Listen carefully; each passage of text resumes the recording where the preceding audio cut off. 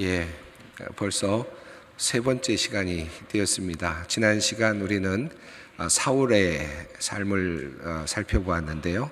특별히 사울의 리더십을 살펴보았습니다. 그의 좋았던 점 그리고 또 그의 문제점들이 무엇이었는지를 살펴보았는데요. 오늘은 다윗에 대해서 함께 살펴보겠습니다. 다윗은 여러분이 너무나도 잘 알고 계시는 분이신데 우리 다윗은 좀 이야기를 좀 나눠서 오늘하고 또 다음 시간까지 두 번에 걸쳐서 그의 전반부 인생을 오늘 좀 다루고요.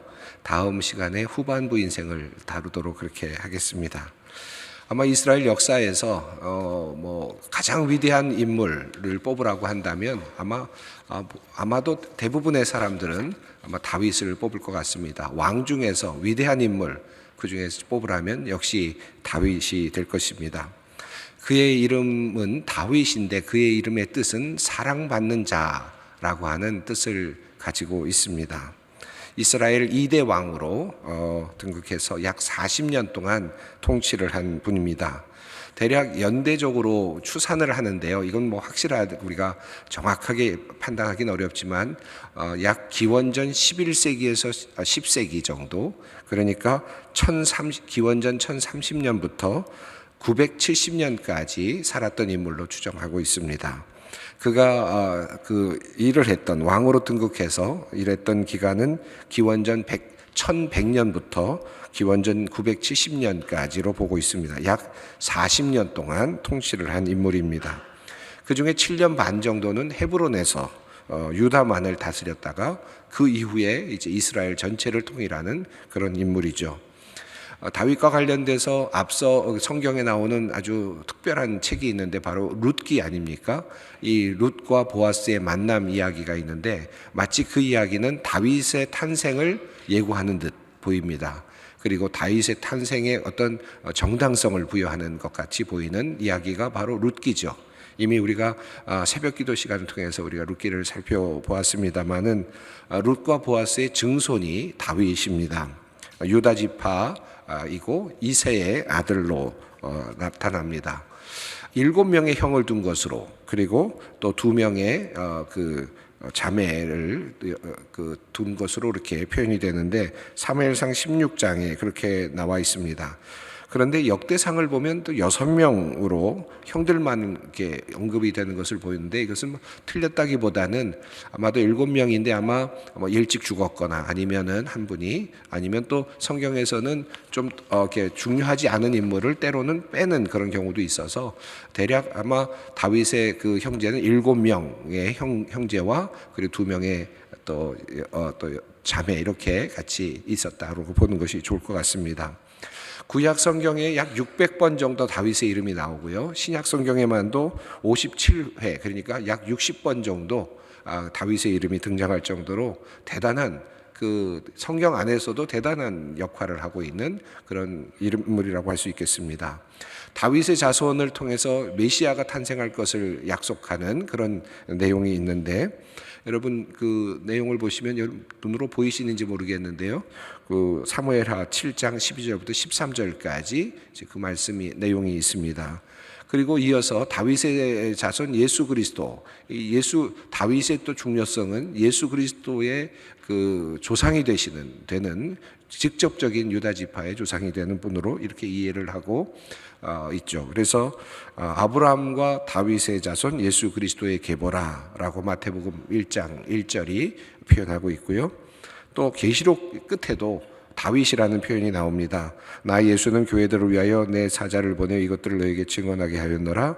나는 다윗의 뿌리요 자손이니 곧 광명한 새벽별이라 하시더라. 그래서 예수님의 전체적인 사역은 처음부터 마지막까지 다윗의 자손이라고 하는 이름으로 불려졌고요. 그래서 예수님과 다윗은 떼놓을 수 없는 그런 인물이라고 할 수 있겠습니다. 소년 시절에 목동에 불과했던 다윗이 이제 왕이 되고 그리고 또 40여 년 동안 또 왕으로 통치하게 되는 그런 그의 삶을 볼 수 있습니다. 이 다윗과 관련해서 여러 가지들이 있겠지만 하나 그림을 보고 싶은데요. 아마 여러분 잘 알고 계시는 미켈란젤로의 그 다윗 상이죠. 이탈리아의 예술가 미켈란젤로가 1501년과 1504년 사이에 조각한 대리석입니다. 미켈란젤로가 1501년 피렌체 시청에 그 부탁을 받고 다윗상을 조각을 하게 되었는데, 이 다윗상을 조각하게 된 이유가 있습니다. 당시 이 피렌체시는 독립국의 형태를 띠고 있었는데 약소한 그런 독립국이었습니다. 그래서 약소한 독립국이지만 독립의 어떤 의지를 천명하기 위해서 이 피렌체시가 이 다비드상을 만들어 달라라고 그렇게 이야기를 했고, 거기 그런 요청에 따라서 이 미켈란젤로가 이 다비드상을 만들었다고 합니다. 그런데 이 돌이 그에게 주어진 돌이, 이 다비드상을 만드는 이 돌이 이렇게 멋지게 만들어지기 전에 약 40년 동안 방치되어 있었던 돌이라고 하는 게 재미있습니다. 많은 사람에게, 조각가에게 그 돌을 맡겼었는데 그 돌을 제대로 다룰 수가 없어서 계속해서 방치되어 있다가 미켈란젤로에 의해서 40년 만에 이 안에서 다비드상이 나왔다. 이것도 참 흥미로운 그런 내용입니다. 다윗의 재위 기간이 40년이었는데 뭐 이렇게 일부러 맞추고 싶진 않지만 재미있는 또 생각이 또 떠오르기도 합니다. 그 돌 속에 숨어 있었던 다윗이 이제 스스로의 모습으로 이렇게 표현되고 나타나는 그런 과정이라고 할 수 있겠는데요. 이 돌을 다루기가 너무 어려워서 미켈란젤로가 이렇게 좀 더 과격한 그 어떤 그 형태를 만들어내지를 못했다고 해요. 그래서 그 다윗의 상이 돌을 쥐고 이렇게 이제 막 물맷돌로 막 던지기 전에 결의에 찬 모습으로, 그러니까 공격하는 태도가 아니라 도리어 이제 막 결심하고 있는 태도로 그런 모습으로 이렇게 표현이 됐다고 하는데, 당시에 어떤 피렌체의 어떤 그런 도시의 어떤 그런 상황하고도 맞물려 있는 것 같습니다. 뭐 공격하는 태도가 아니지만 언제든지 반격할 수 있다라고 하는 결의에 찬 모습으로 아마 그렇게 그려진 것 같습니다. 여러분 아마 이것이 여러분 가셔서 보시는 경우들이 꽤 많을 텐데요. 뭐 여기에 대한 관련된 많은 내용들이 있지만 다비드상에 대한 이야기 간단하게 이렇게 좀 정리를 해보겠습니다.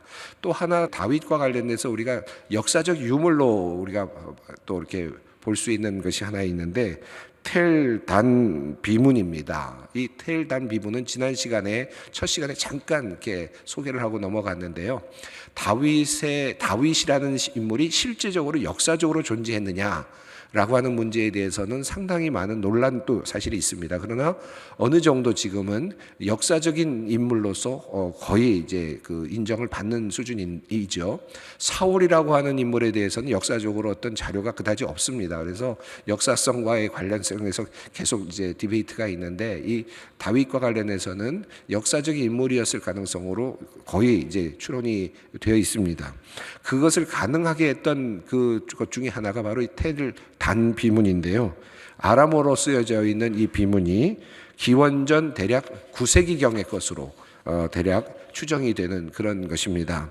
이게 1993년에 발견된 그런 비문이 아주 작습니다. 길이는 32cm 정도고 또 폭은 22cm 정도밖에 안 되는데, 이 돌에 글이 쓰여져 있는데 아람어로 되어 있는 글이 쓰여져 있고 한 어떤 부분의 파편입니다. 어디에 있었는지 모르지만 이 파편을 읽고 해독을 하였는데, 그 내용 중에 아람의 한 왕이 이스라엘의 왕을 죽이고 정복했다라고 하는 내용이 나오는데요. 이 이스라엘의 왕이라고 하는 표현에 어떻게 되어 있느냐 하면 다윗의 집이라고 하는 표현이 있습니다. 그러니까 이스라엘의 왕가를 그들은 그 당시에 다윗의 집이라고 불렀다라는 것은 분명합니다. 그러니까 이스라엘 백성, 이스라엘을 다스리는 왕이 다윗 가문이었다라는 것이 이제 이런 돌 비문 속에 나타나 있습니다. 이 영어로 되어 있는데 이거 이제 번역을 한 것들인데, 여러분이 혹시 시간이 되시면 화면을 좀 세워 놓으시고 이렇게 보셔도 좋을 것 같고요. 여기 보면 그래서 이 다윗의 역사성을 이렇게 보여주는 그런 성경 이외에 오래된 고고학적 자료로 그렇게 여겨지는 그런 내용입니다. 자, 이제 성경으로 다시 돌아가서 다윗에 대한 이야기로 좀 한번 들어가 보겠습니다. 다윗은 사무엘이 사울을 먼저 세우고 사울 왕을 세운 다음에 바로 지난 시간에 말씀드렸던 것처럼 사울 왕의 그 실수와 잘못들을 보고 사울의 어떤 왕위가 오래지 않을 것이다라고 천명을 하죠. 그리고 나서 하나님의 그 부르심을 받아서 다시 왕을 찾습니다. 그리고 이새의 집에 가서 그 다윗에게 이제 그 기름을 붓는 장면이 나오죠. 그래서 사무엘상 15장에서 이제 관계가 사무엘과 사울의 관계가 끝나는 모습이 나오고, 그리고 나서 사무엘상 16장에서 다윗에게 기름을 붓는 그런 장면이 소개되고 있습니다. 다윗이 어떻게 세상에 이제 드러나는가? 비밀스럽게 이새의 집에서 이제 기름을 부음 받는 그런 장면이지만, 다윗이 아마 다윗과 사무엘은 알았겠고, 다윗은 스스로 이제 내가 기름은 부음 받은 자다라고 하는 자의식은 가졌겠지만, 그러나 실제로 그가 세상에 등장하게 된 것은 좀 여러 가지 두 가지 이제 케이스가 있는데, 성경엔 이 두 가지가 조금 혼란스럽게 나와서 조금은 약간 우리를 혼란스럽게 하기도 합니다. 다윗의 등장은 두 가지의 모습으로 나타나는데, 하나는 궁중 악사의 모습으로 나타나지 않습니까? 사울이 악령으로 인해서 고생을 하고 있고 그래서 힘들어할 때 수금을 타는 사람을 데려와야 되겠다. 그러면 그가 좀 더 이렇게 그 악령에 시달리지 않고 치유를 받을 수 있다라고 해서 수금을 타는 사람을 데려왔는데 그 사람이 다윗이었다. 이렇게 되어 있고요. 또 하나는 이제 다윗이 그 골리앗과의 싸움에서 그 블레셋 군대와 싸움의 현장에 갔다가 분개하게 되고, 그리고 골리앗과의 대결에서 골리앗을 물맷돌로 이제 쳐서 죽이는 장면을 통해서 이제 세상에 등장하는 그런 모습으로 두 가지 그 다윗의 등장에 대한 이야기가 있습니다.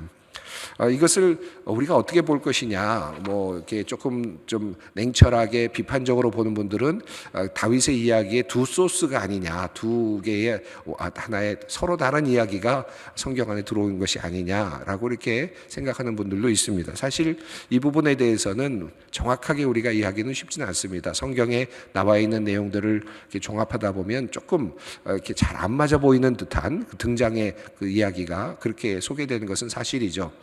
근데 이런 생각도 해봅니다. 성경을 쓰고 또 성경을 계속해서 받아 적는 사람들이 이러한 모순점을 몰랐겠느냐? 그럼 모르진 않았을 거예요. 당연히 우리도 알 수 있을 정도의 이야기인데 왜 몰랐겠습니까? 그럼에도 불구하고 이 두 가지의 다윗의 등장의 이야기를 쓰는 데는 분명한 이유가 있을 것이다 라고 생각이 듭니다. 우리가 정확히 알지 못하지만 그러나 그 치유하는 어떤 능력을 가진 자로서의 다윗의 모습, 그리고 또 하나는 싸우는 전사로서의 그 다윗의 모습, 이 두 가지 모습을 보여줌으로써 다윗이라고 하는 존재의 그 성격, 다윗이라고 하는 존재가 어떤 사람인가를 보여주고자 하는 성경의 어떤 특별한 어떤 의도가 있는 그런 그 모습이라고도, 그런 이야기들이라고도 이해할 수 있겠습니다.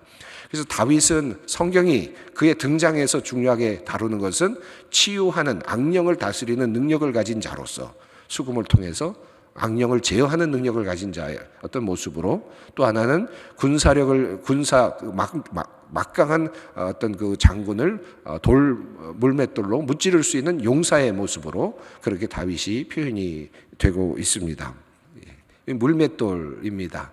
물맷돌인데 지금 이렇게 그 무림매라고 되어 있는데요. 이 당시에 이 물맷돌은 아시리아, 이집트, 그리스, 로마 군대에도 물맷돌을 사용하는 전문 병사들이 있다고 전해집니다. 또 이스라엘에도 물맷돌 부대가 있었다고 합니다. 역대상 12장에 보면 그런 내용을 볼 수 있습니다. 물맷돌이 아주 굉장히 강력한 무기였던 것 같아요.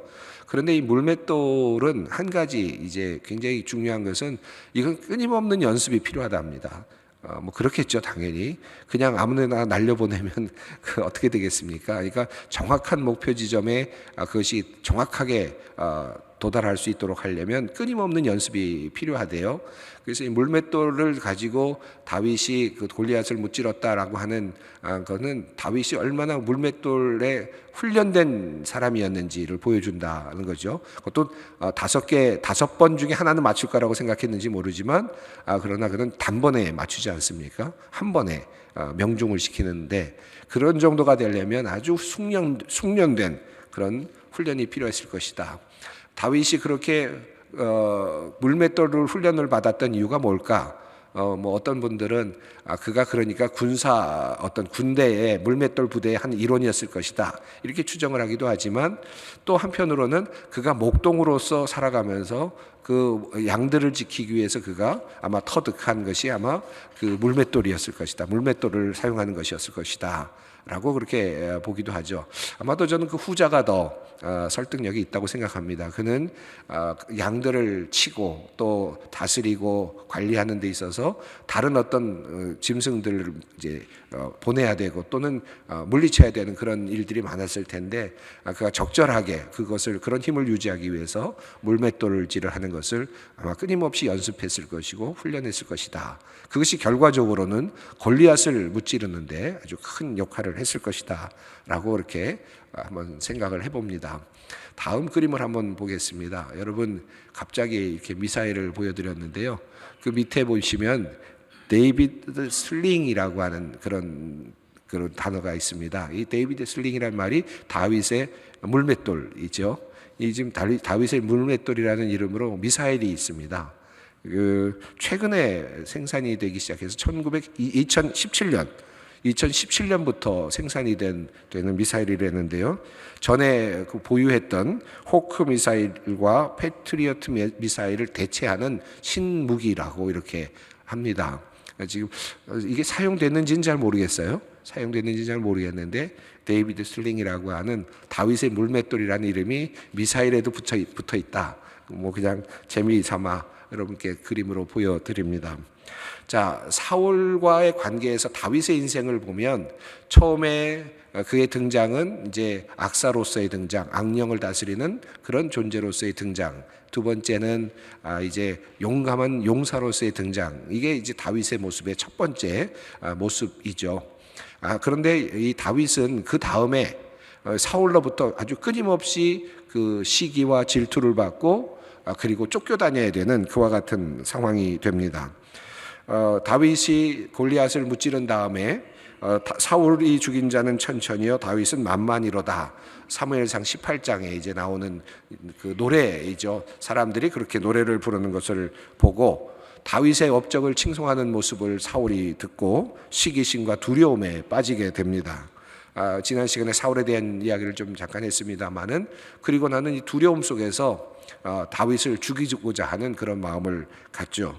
첫 번째로 사울은 아주 교묘하게 먼저 다윗을 죽이려고 했는데 자신의 둘째 딸 미가를 주겠다, 나의 사위로 삼겠다. 그것은 이미 모든 사람들 앞에서 천명했던, 공포했던 골리앗을 죽이고 블레셋을 물리치는 사람을 사위로 삼겠다라고 하는 그 공언을 실현해야 되기 때문에 다윗을 사위로 삼기로 하는데, 그런데 둘째 딸 미가를 주겠다고 하면서 그런데 한 가지 조건을 걸었습니다.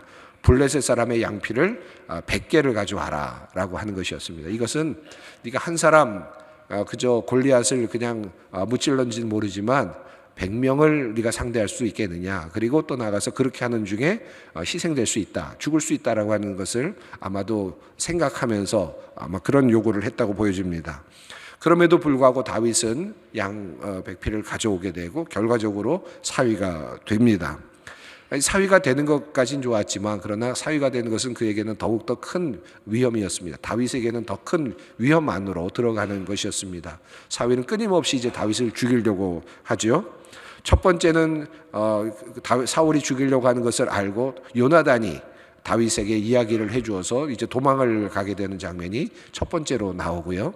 두 번째로 다윗은 사울이 창을 던졌는데 그것을 스스로 몸으로 피하는 장면이 이제 나오죠. 두 번 죽을 뻔하죠. 그리고 세 번째 또 피하는 것은 다윗의 그 아내가 된 미갈이 다윗을 피신시켜 줍니다. 그래서 도망을 가게 되는 장면이 또 나옵니다. 그러니까 다윗의 그의 처음 인생은 기름 부음을 받는 것까지는 굉장히 정말 너무나도 행복한 경험이었다고 할 수 있을 것 같고, 하나님께서 나를 선택하셨다라고 하는 그런 자식 속에서 굉장히 아주 기쁨이 충만했을지 모르지만, 그리고 두 번째로 그가 왕궁에 발탁이 되어서 사울 앞에 가서 그 악사로서의 어떤 일을 한다든지 아니면 또는 나가서 골리앗 앞에서 골리앗을 무너뜨리는 그런 아주 놀라운 일에 자신이 사용되는 것을 경험한다든지 하는 것은 그의 인생에서는 아주 황금과 같은 그런 시간이었다고 할 수 있을 것 같습니다만은, 그러나 그렇게 아주 잠깐의 어떤 영웅이 되는 시간에 비해서 그 다음부터의 인생은 아주 힘든 인생, 끊임없이 견제를 당하고 끊임없이 죽임을 당하려고 하는 그런 위협 속에서 생존을 이제 걱정해야 되는 삶이 굉장히 긴 시간 동안 이어지게 됩니다. 그가 그렇게 출발을 해서부터 이스라엘 왕이 될 때까지가 23년 정도 걸리거든요. 그리고 유다의 왕, 헤브론을 다스리는 왕으로 될 때까지도 15년이라는 시간이 흐릅니다. 그러니까 어마어마한 시간 동안 그는 이제 인내의 시간을 보내야 되는 것이었습니다. 다윗의 그 도피의 영역을 한번 이제 그림으로 이렇게 되어 있는 지도가 있는데요. 여기 보면 다윗이 이제 아비멜렉, 제일 먼저 도망을 할 때 제사장 아비멜렉에게 가서 골리앗을 이 가지고 있었던 칼을 이제 받아가지고 나가는 장면이 나오는데, 지금 여러분 그 지도에 보면 맨 오른쪽 위쪽에 있는 것입니다. 거기서 다윗이 지금 표시가 되어 있는데요. 그곳에서 지금 다윗이 이제 아비멜렉을 방문하고 그곳에서 칼을 받아서 이제 도망을 하게 되는 장면이 있죠. 오른쪽 중간에는 다윗이 두 번이나 사울을 살려주었던 장소가 있습니다. 다윗이 그 사울을 두 번이나 죽일 수 있는 그런 곳이 있었는데, 그곳에서 이제 그를 죽이지 않고 살려주는 장면이 오른쪽 중간 부분에 이제 표시되어 있습니다. 그리고 지도의 좌측입니다. 왼쪽으로 보시면 다윗이 블레셋으로 도망을 가게 되는데요. 간 곳에 망명을 하던 장소가 이제 그 옆에 놓여 있습니다. 자, 여기까지 우선 지금 다윗의 그가 얼마나 많이 움직였는지 여러분 지도를 보시면 그의 움직인 것이 그냥 걸어간 것이 아니라 그가 지금 생존을 위해서 움직인 것입니다. 예, 이렇게 지금 움직이는 모습이 보이죠? 갔다가 움직이는 장면이 보입니다. 생존을 위해서 이렇게 움직이는 모습이 계속해서 움직이고요. 결국 블레셋으로 해서 이제 거기까지 블레셋 지역까지 들어가서 그곳에 가서는 또 미친 척하면서 살아남아야 되는, 그리고는 또 가드 왕의 분봉 왕으로서 살아가야 되는 그런 기구한 운명까지도 그는 거쳐야 됩니다. 끊임없이 돌아다니고 끊임없이 이제 움직여야 되는 상황이었습니다. 자, 다윗에 대한 그 모습을 통해서 우리가 전반기 그의 인생을 통해서 우리가 좀 몇 가지 살펴볼 만한 것이 있는데, 우선 다윗이 이렇게 이제 가드 왕에게 갔다가 다시 이제 도망을 쳐 나오지 않습니까? 도망쳐 나올 때 여기 있으면 잘못하면 내가 죽겠구나. 이 가드의 그 신하들이 이 사람은 지금 골리앗을 죽인 사람 아닙니까? 만만, 사울이 천천히고 다윗이 만만이라고 노래를 불렀던 바로 그 사람 아닙니까? 하고 경계를 하자 이 다윗이 미친 척을 하면서 그곳에서 빠져나오지 않습니까? 빠져나왔죠. 결국은 그곳에 가서 좀 사울을 피해서 조금 이렇게 숨어 있으려고 했었는데, 정치적 망명을 하려고 했었는데 망명지 자체도 이렇게 호락호락하지 않았습니다. 그래서 그곳에서 겨우 생존해서 빠져나와서 아둘람굴로 가지 않습니까? 아둘람굴로 갔을 때 다윗이 그곳에 이제 왔다라는 이야기를 듣고 많은 사람들이 그곳에 모이게 됩니다. 근데 그 사람들이 뭐 환난 당한 자들, 빚진 자들이었고 마음이 원통했던 자들이었고, 이런 사람들이 한 400여 명 찾아오게 되는데, 그들과 함께 그들을 이제 거두어서 그들과 함께 생활하는 모습을 보게 됩니다. 지도자로서 어떤 영광스러운 데서부터 출발한 것이 아니라 아주 작은 사람들을 관리하고 또 다스리고, 그것도 아주 힘들고 그리고 어려운 경험을 한 사람들, 비천한 사람들을 모아서 그들을 다스리면서 그들에게 희망을 주는 일을 하기 시작합니다.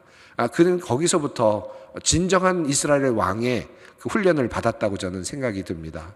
단순하게 그는 그저 기름 부음을 받고 갑자기 사울의 대를 이어서 올라가서 그곳에서 왕으로서 등극하고 군림한 것이 아니라, 그가 어려웠던 시절에 정말 가난하고 힘든 사람들이 찾아오고 배고픈 사람들이 찾아오고 원통한 사람들이 찾아온 사람들을 거두어들이고 그들과 함께 생활하면서 열악한 상황 속에서 그들의 삶을 보다 더 나을 수 있게 그리고 안전하게 보호할 수 있도록 하는 일을 하게 되죠.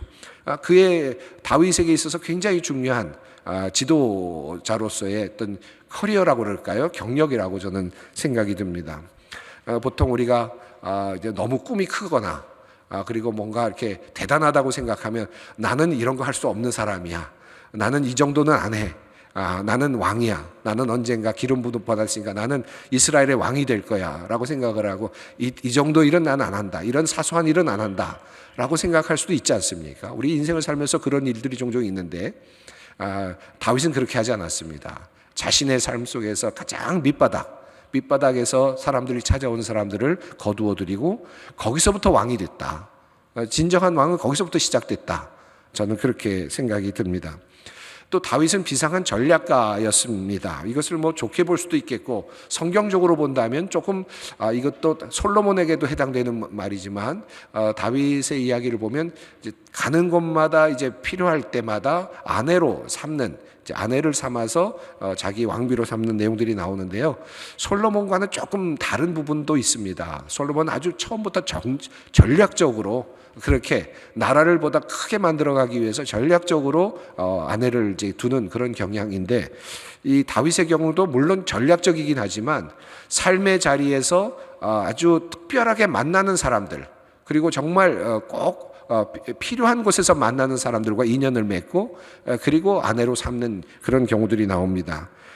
나발이 죽었을 때 나발의 아내 아비가일과 결혼을 한다든지 또 이스라엘에 사는 아히노암과 만났을 때 이제 결혼을 하고요.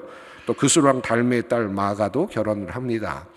물론 정치적으로도 확실한 어떤 것을 어떤 힘을 만들어 주었겠지만 그러나 한편으로는 그가 살아가면서 그 옆에서 특별하게 만나는 어떤 사람들, 특별하게 어떤 의미를 가지고 만났던 사람들 중에서 그런 아내를 택하였고 그리고 그 아내가 역할을 하게 되는 이제 그런 것을 볼 수 있습니다. 그리고 또 하나는 하나님에 대한 신뢰입니다. 아마도 다윗의 인생에 있어서 특별히 전반기 인생에 있어서 가장 중요하게 보아야 될 대목이 아마 이 부분이 아닐까 생각이 드는데요. 다윗이 기름 부음을 받지 않았습니까? 그런데 자기는 알고 있죠. 그런데 또 다른 기름 부음을 받은 사람이 있죠. 누굽니까? 사울입니다. 왕으로서 기름 부음 받은 사람이 존재했습니다. 그리고 그는 지금 왕으로서 역할을 하고 있었어요. 물론 인기가 없었고 문제도 많았고 정신적인 어떤 문제도 있었고 굉장히 여러 가지 자기를 죽이려고 하고 하는 여러 가지 문제가 있었지만 그럼에도 불구하고 다윗은 끝까지 사울을 제거하고 또는 사울을 죽이고 또는 사울을 없애고 사울과 대항해서 어떤 일을 하려고 하지 않았습니다. 끝까지 사울과 대항했던 적이 없었습니다. 이게 그에게 있어서 굉장히 독특한 면이라고 생각이 듭니다. 얼마든지 사울이 자기를 죽이려고 하고 군사를 보내고 한다면 기회가 있을 때 죽일 수 있을 것 같은데 아니면 또는 군사력을 모아서 반격을 하거나 대항하는 싸움을 할 수 있을 것 같은데 기름 부음 받은 자로서의 사울을 끝까지 인정하는 그런 모습을 보여주죠. 왕으로서의 그 권한과 힘을 끝까지 인정하는 그런 모습을 보여줍니다. 그렇기 때문에 아마 어쩌면 다윗이 나중에 왕이 되었을 때 그 다른 사람들이 그를 해할 수 없는 또 정당성도 확보했다고도 할 수 있을 것 같습니다. 다윗은 사울을 죽일 수 있었던 두 번의 기회가 있었죠. 엔게디 광야에서 그랬고요. 또 하길라 산에서 그랬습니다. 그러나 그는 죽이지 않았고 그의 옷자락을 베어 나온다든가 또는 창과 물병만 갖고 나온다든가 함으로써 그가 죽일 수 있었지만 그를 해하지 않았다라는 사실을 보여줌으로써 자기 자신이 하나님을 두려워하는 존재다라는 사실을 보여줬고 왕을 끝까지 존중한다라고 하는 모습도 보여주었습니다. 또 시글락의 자기 자신이 또 책임감을 보여주는 모습도 볼 수 있는데요. 다윗이 시글락에 도착했을 때 아말렉 족속이 성읍을 불태우고 주민들을 포로로 잡아갔다는 사실을 알게 됩니다. 600명을 데리고 갑니다. 그런데 가다가 200명이 지쳐서 피곤해서 후방에 남게 되죠. 그런데 400명만 데리고 가서 전쟁에 승리하고 돌아왔습니다. 그런데 다윗은 이렇게 지금 공로가 다르죠. 400명의 공로는 직접 싸운 사람들이고 한 사람 200명은 후미에 남아서 쉬었던 사람들임에도 불구하고 전쟁에서 승리하고 돌아온 다음에 그 모두에게 보상을 하게 됩니다. 그것을 동등하게 분배하면서 이스라엘의 규례로 삼습니다. 그렇게 한 이유가 뭐냐 하면 그가 한 내용이 사무엘상 30장 23절부터 25절까지 나오는데요. 그가 그렇게 생각하게 된 이유는 우리의 전쟁은 우리의 힘으로 하는 것이 아니다. 하나님의 능력과 하나님의 도우심으로 한 것이다 라고 하는 그런 자신의 믿음 때문이었습니다. 그러니까 그러므로 우리 모두가 다 동일하게 그렇게 배분한다라고 하는 원칙을 세웠던 거죠. 그러니까 하나님을 의지하고 하나님을 신뢰하는 삶을 살았음을 볼 수 있습니다. 다윗에게 배울 수 있는 리더십 크게 한 세 가지로 정리를 해봤는데, 우선 그의 전반기 인생을 보면 성급함을 버리고 인내심을 가져라, 이게 첫 번째입니다. 그가 기름 부음을 받고 나서 앞서 말씀드린 것처럼 이스라엘의 진정한 왕이 되기까지 23년여간의 시간이 흘러가는데 그동안에 많은 어려움을 겪지만 그러나 그는 끝까지 인내하며 살았습니다. 그러면서도 동시에 하나님을 의지하고 하나님께서 세우신 권위를 훼손하지 않으려고 하는 믿음의 삶을 끝까지 살아냈습니다. 인간적으로 뭔가를 하려고 하지 않았다는 것이죠. 두 번째는 숙련을 통한 리더십이었습니다. 물매질 하는 것도 그렇지 않습니까? 그것뿐만 아니라 그가 해나가는 모든 것들이 숙련됨을 보여줍니다. 그가 수금을 타는 것도 숙련되는 것을 보여주고 있고요. 숙련된 리더십을 우리가 볼 수 있습니다. 또 책임과 포용의 리더십, 아까 말씀드린 것처럼 자기 자신이 책임을 짓는 그런 모습을 보게 됩니다. 특별히 한 가지 생각해 본다면 제사장 아히멜렉에게 가서 그 골리앗이 썼던 칼을 이제 받아가지고 나간 다음에 사울이 그것을 알고 그 아비멜렉과 제사장들을 죽이지 않습니까? 거의 전멸시키다시피 죽입니다. 근데 그 이야기를 듣고 다윗이 이렇게 이야기합니다. 사무엘상 22장 22절에 내 아버지 집에 모든 사람 죽은 것이 나의 탓이로다 라고 그렇게 스스로 자기 자신을 책임을 통감하는 모습을 볼 수 있습니다. 책임감을 가지고 포용의 리더십을 가지고 살았던 다윗의 그 인생, 그런 인생을 살아감으로써 그가 왕으로 등극하게 되는 모습을 보게 됩니다. 오늘은 다윗의 인생, 특별히 전반부의 인생을 통해서 우리가 무엇을 배울 수 있을까 한번 생각해 보았습니다. 오늘 이렇게 배운 것들 우리 마음속에 새기면서 또 특별히 저는 이 하나님의 중심으로 살아가는, 하나님을 신뢰하고 살아가는 것, 하나님께서 세우신 그 권위를 인정하면서 끝까지 기다리는 인내함의 리더십, 이것을 오늘 우리가 좀 마음에 새겼으면 좋겠다는 생각이 듭니다. 함께 기도하겠습니다. 거룩하신 아버지 하나님, 감사합니다. 오늘 다윗의 전반기 인생을 돌아보면서 우리가 배워야 할 것들을 다시 마음에 새깁니다. 그가 끝까지 하나님을 신뢰하고 인내하였던 그의 삶을 우리가 본받게 하여 주시고, 또 하나님께서 우리의 모든 인생을 이끌고 계신다는 믿음을 가지고 우리가 살아갈 수 있도록 은혜를 베풀어 주시옵소서. 우리 주 예수 그리스도의 이름으로 기도드립니다. 아멘.